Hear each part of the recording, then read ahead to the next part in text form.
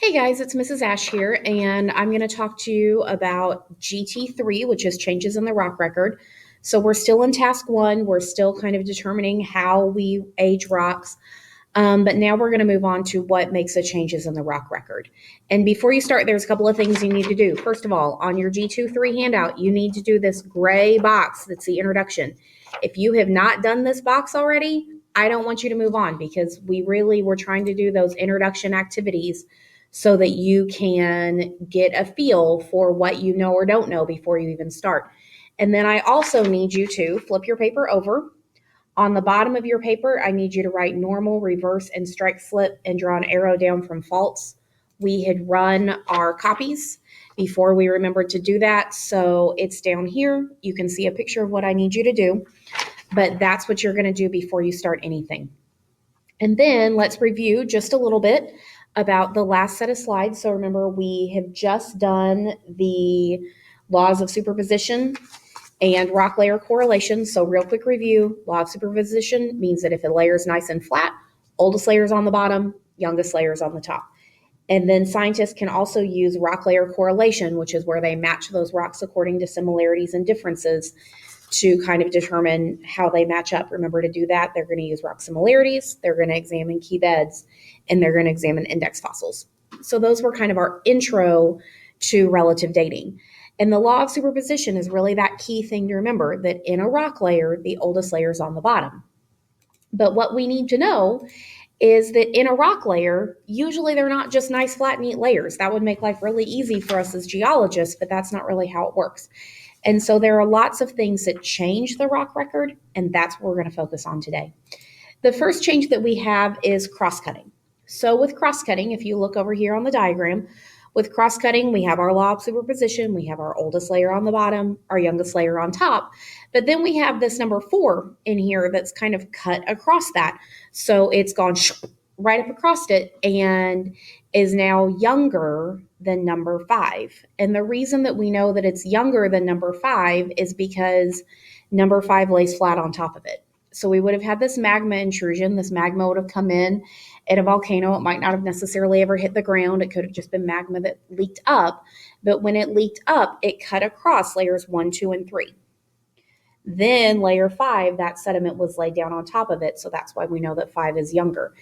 If layer 4 had kind of, if you can imagine that this had just cut into this a little bit more, we would have known that 4 was old. We would have known that 4 was younger than 5 because we would have seen 4 cutting across it. But since 4 stops at 3, we know that 4 is older than 3, younger than 5. Our next law that we have are our laws of intrusions and laws of included fragments. So that law of intrusion really goes back to the cross-cutting. The law of inclusion is down here. And what the law of inclusion says is that any fragments that are in the rock are younger than the rock itself. So I have my sample of conglomerate here, and I know you can't see it very well, but conglomerate is formed with pebbles. So those pebble sediments that have been glued together to make little individual pieces. So if you are in my class, you can go back and see my conglomerate on the back counter. But when you look at the conglomerate, you can see little individual rocks, and then you can see the glue that's holding it together. The law of inclusion, or the law of included fragments, would tell us that those individual pebbles have to be older than the glue. So if I were to date this, I would know whatever these pebbles are, if they're 1,000 years old, then I know that the glue has to be 999 years old, because the fragments had to be there before the glue could hold it together. And then now, even though these are individual pebbles, since they're glued together, we really consider this one rock. So this rock's age would be whatever age it was when it was glued together. So that 999, or the little individual pebbles, would be 1,000. Remember, though, with relative dating, we don't actually give a distinct time. It's just that generalized time. So that's our law of inclusion, or our law of included fragments. Our next law is the law of contact metamorphism. So if you look on this picture, and it's kind of hard to see, but there's the magma intrusion that came in. It's labeled in 2 parts. We have dikes cut across, sills run on top. So we have our dikes and our sills that have cut across that. But as that magma intrusion came in, it started to bake the rocks around it. So if you look, the intrusion has those little hash marks that kind of go all kinds of different directions. And then attached to the intrusion, we have those little spikes that come up and come down. Those little spikes would be really what make the law of contact metamorphism.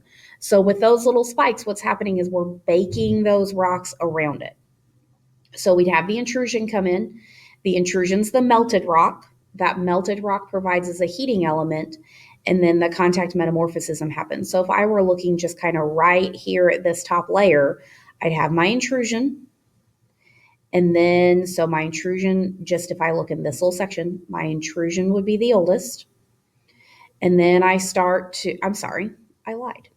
My intrusion would not be the oldest. This layer of speckledy rock and this layer of like brick-like rock, they would be the oldest. Then the intrusion would come in, and then that intrusion would bake some of this rock around it. And so those metamorphic rocks that got baked around it would be younger than the intrusion. They would also be younger than those two layers. So that's our law of contact metamorphism. So those are our three big laws. Now we're going to go into ways that our rocks can change. So we have our rock, and now it's going to be changed. And the first way that rocks can change is by folding. And all that happens with folding is I have this lovely layer of rock, and I squeeze it, and when I squeeze it, I start to bend it. If you look at rock layers in Southwest Missouri, if you're floating along the Buffalo, or if you're driving down Highway 65, our rock layers are very rarely just nice flat little layers because we have hills all over the place. Those hills were made from that folding. So we took our nice flat little layers, we squeezed them, and when we squeeze them, we start to get those curves. So that's our folding. Our next event that can happen is a fault. And a fault is a break in the rock record where our layers shift. I have a misspelling word there, so hopefully that'll be fixed by the time you guys see it. It's a break in the rock layers where the layers shift. And there's three ways that we can have faults. And this is what you're going to be writing down on that bottom part of your notes. The first one's a normal fault. With a normal fault, we pull our rock layers apart. One rock layer drops down. So with a normal, we move down in relation to the footwall. The footwall is the part of the fault that doesn't move. So I've pulled them apart, I put some tension, and then I've dropped that layer down. When you see a fault, you actually see a line in the rock where if you kind of look at this picture, it looks exactly like that. You have the line, you can see the layers, but the layers don't line up. One layer is a little bit lower than the other. The second type of fault is a reverse fault. With a reverse fault, it's the exact same thing, except for now we shove up. So normal fault, we have tension, we pull apart and we drop down. With a reverse fault, we push together and we move up along that fault. So again, you would see the line, you would see the layers, but they're not going to be neatly lined up together. And then our third types of strike slip, and these are they're harder to see in the layers because in the layer, you're still going to see that they're lined up together. Now the break is on top, and so they've shifted back. So imagine if you're looking at a layer of rocks and one layer sits back a little bit further than the other. That would be that strike slip fault. Now, as you go through those, there are some videos that explain them again, that show some animations. So make sure that you're watching those videos once you're finished with this clip and you're working back through the PowerPoint. Make sure you watch those because they're going to explain it pretty well. Also, it had said on here, there's blue highlighting that takes you to some other videos and quizzes. As of right now, those don't work. We don't have a subscription service to that company. So as of right now, that doesn't work. If you're really confused, feel free to sign up for the free trial if you can, and then you can see those things. Okay.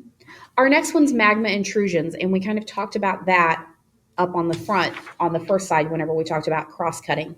So with our intrusions, we take that magma and we squeeze it in between our layers. And there's really three ways that this can happen. We can have our dikes and our sills. Remember, dikes cut across with more of a vertical. Sills cut across at a horizontal. And my time is up on this video, so I'm going to stop it and I'll explain bathyllus on the next one.